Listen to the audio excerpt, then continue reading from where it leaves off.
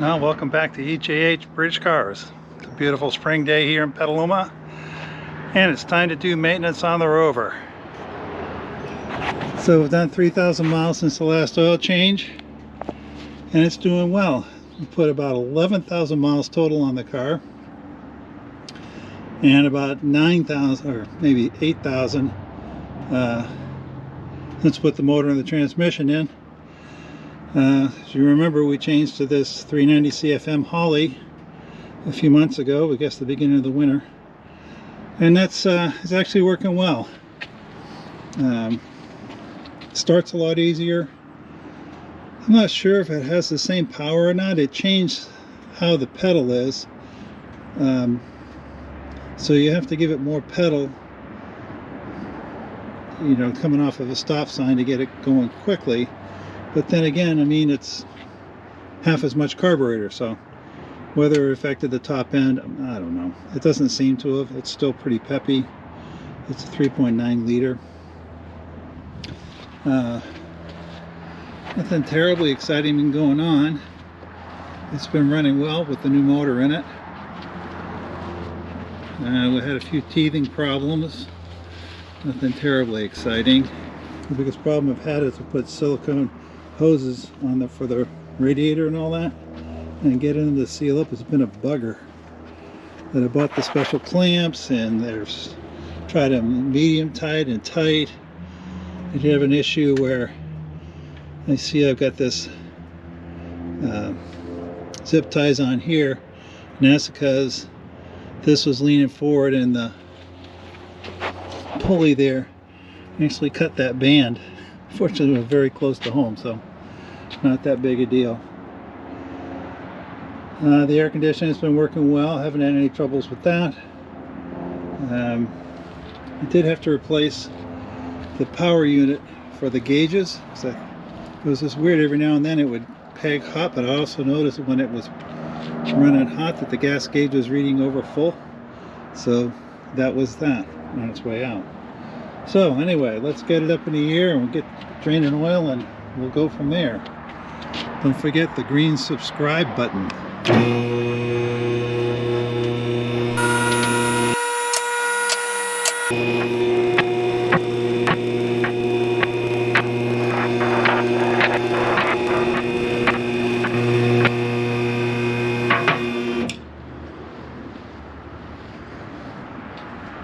Here's the underside of the car. So if you're making exhaust repairs, this system is really old and it's very expensive to get a new one, particularly when I have to ship it from England. So I've been making bits, as you can see. This is a MagnaFlow muffler, which is the only one I could find that was small enough to fit in here. We made all this. You can see it was rubbing there for a little bit, but not a big deal. And a resonator on it, and of course the mandatory chrome tip. So it looks like we're all in pretty good shape.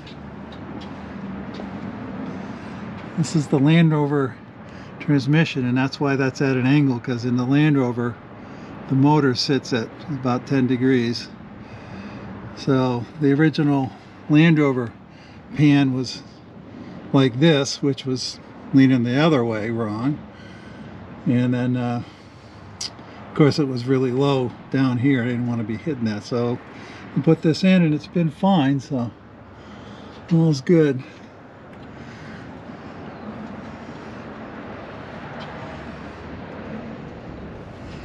Looks like the brake pads feel pretty good. We've already put ball joints and shocks and the link going back. We replaced those, and the steering, that's these ones, we replaced those. You can see it's actually relatively clean down here. The motor seemed to use just a little bit of oil when I first put it together, but after a couple of thousand miles it doesn't seem to be anymore, so I just assume it's just everything seating in. We put new rings in. We did not put pistons in. didn't bore it. It still was showing the hatching in the cylinder bores from the original build. So I've rehoned it just to rough them up. So it's been good. New ball joints and lots and lots of bits in this car. I had a lot of miles on it when I got it. So in case this is all custom I built. Carry this ZF transmission. Well, look good. Everything's tight because it's had all new U-joints.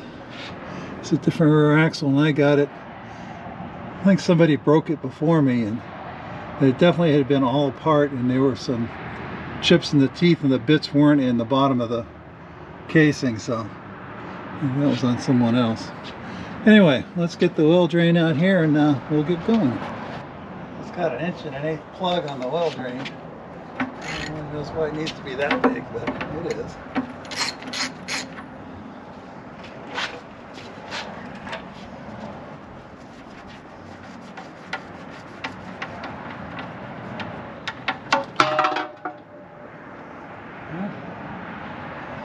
It's ready to be done. It's pretty dark. Well, see if we can get this oil filter out without making too much of a mess.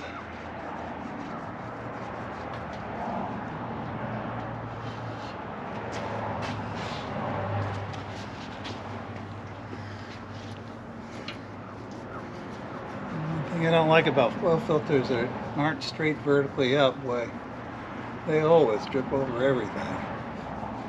And of course, it's up in metal and it carries along, so it doesn't necessarily fall straight down. There we go. That's that one out. So these are Napa Gold. This is a number 1515. And don't forget to put a little bit of oil on the O-ring when you put it in. If you don't, you'll regret it the next time you go to change it, because it won't want to come off the motor.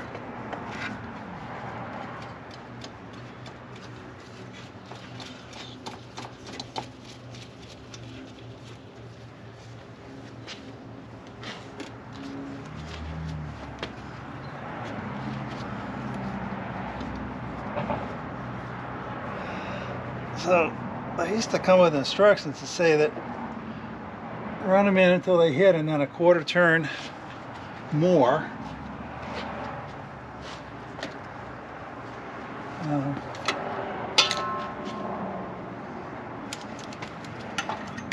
Which always seemed a little loose. I mean, I'm not a big fan of cranking the heck out of them, but I probably go more like 1/2 turn.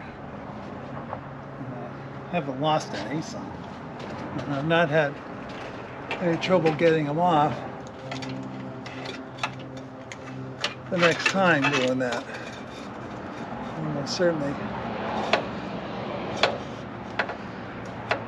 Certainly had a lot of oil filters that were on incredibly tight. One of my pet peeves, people that think that the correct torque for anything is 1/4 turn past broken. Now, this oil it's only 3,000 miles, but it's still pretty dirty.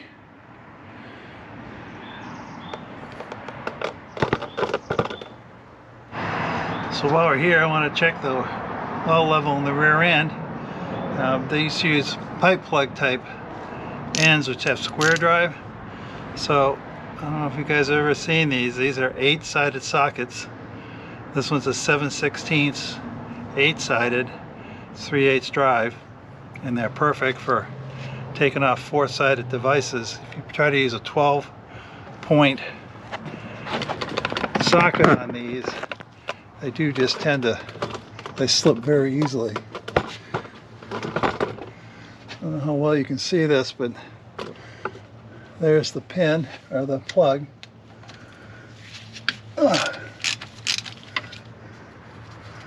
This being at the Jean rear end, the center section is fixed, and yep, it's still full, so that's good. And it has inboard brakes, inboard disc brakes. They're very odd calipers. They are a floating caliper, but they're actually on a pivot. Just right there. So the caliper essentially does that when you turn them on and off. So it wears the shoes out, wears them at a slight angle. And then this is all for the emergency brake. It's very complicated, and they're difficult to rebuild just because there's so much odd stuff in them. Not to mention that, particularly back here, they're really difficult to get in and out and to work on them, try to do brake pads. And the calipers on the inside, most of the time, there are pock marks in the cylinders from the moisture laying in them. But it's a nice rear end. So that's full. And then I'm going to go through. There's Zerk fittings on all the drive shafts here, so I want to grease those as well.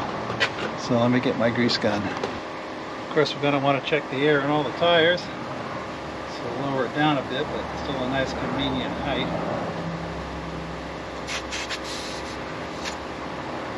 And we're down a little bit. It's surprising how much the pressure varied just from how hot or cold the day is. I like to run these around 28. Remember how I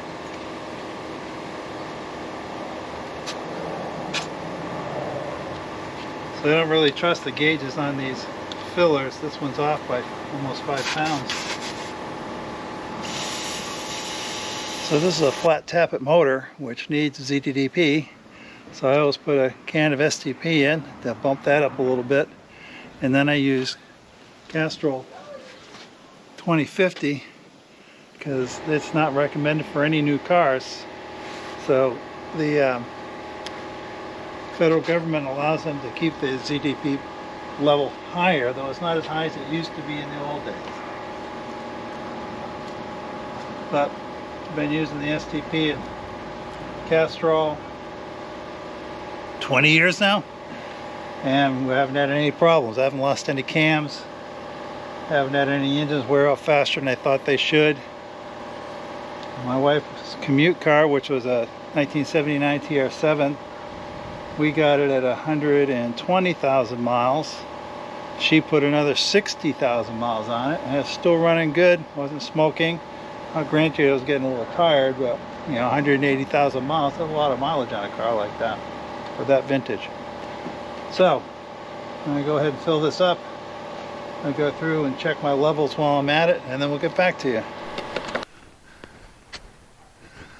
So while you're under here, don't forget to check the power steering. And remember that you have to fill this with automatic transmission fluid. And if you put power steering fluid in most of these English cars, it'll make the drive units leak. So check that. Check the fluid in the brakes. Recheck the engine oil after we started it. Check the radiator fluid and the radiator overflow. And we did the transmission while we were at it because they'd gone for a little drive, so the transmission was reasonably warm. And just have a good look around at everything. Make sure you don't see anything, you know, getting ready to fall off or whatever. So this one's just about done. So I think maybe we'll go for a ride.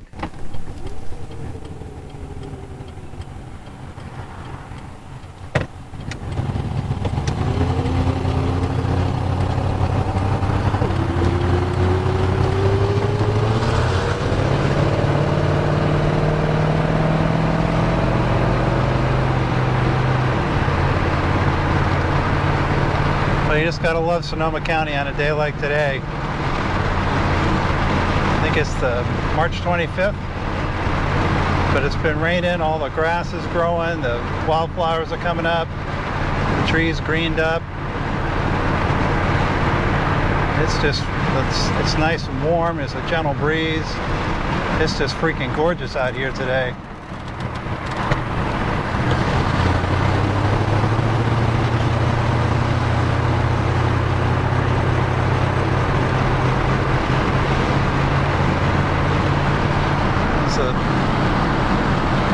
Mount Sonoma. We're in a valley here, so there's that ridge of hills, and then if you look way over you can see another ridge.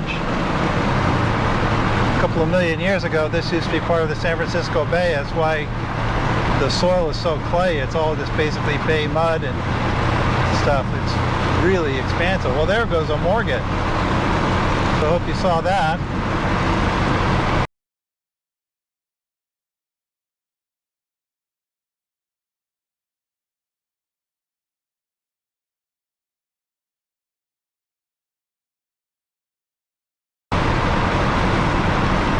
You gotta love this overdrive training. We're doing 68 miles an hour. It's 1800 RPMs.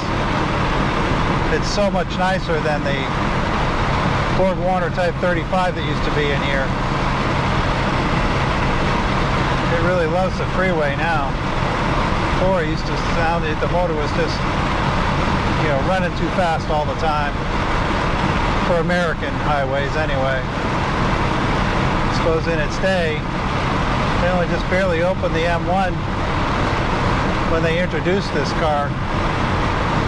So they didn't envision America where you can drive a 50, 60 miles between exits. You get out into Wyoming and stuff.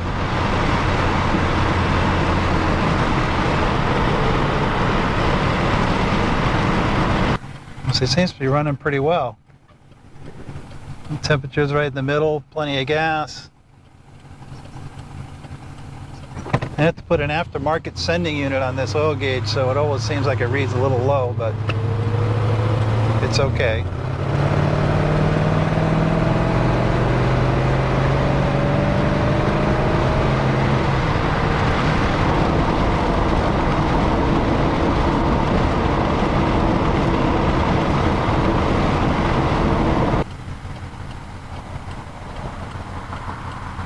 Well, there we go, somebody running a red light.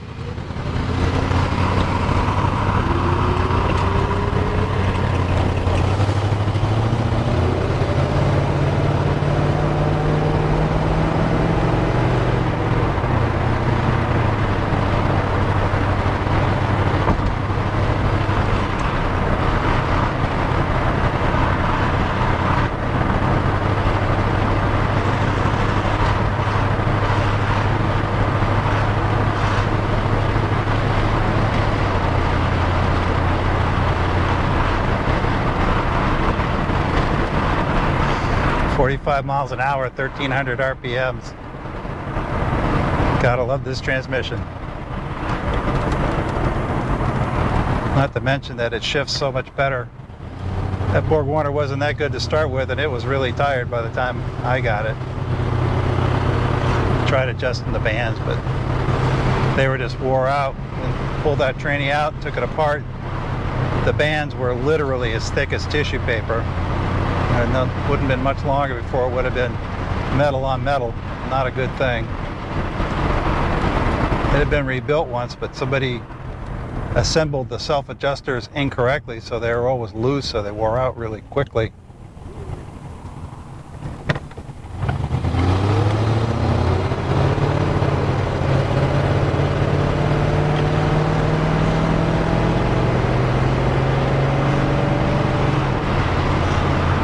To cut the grass here pretty quick.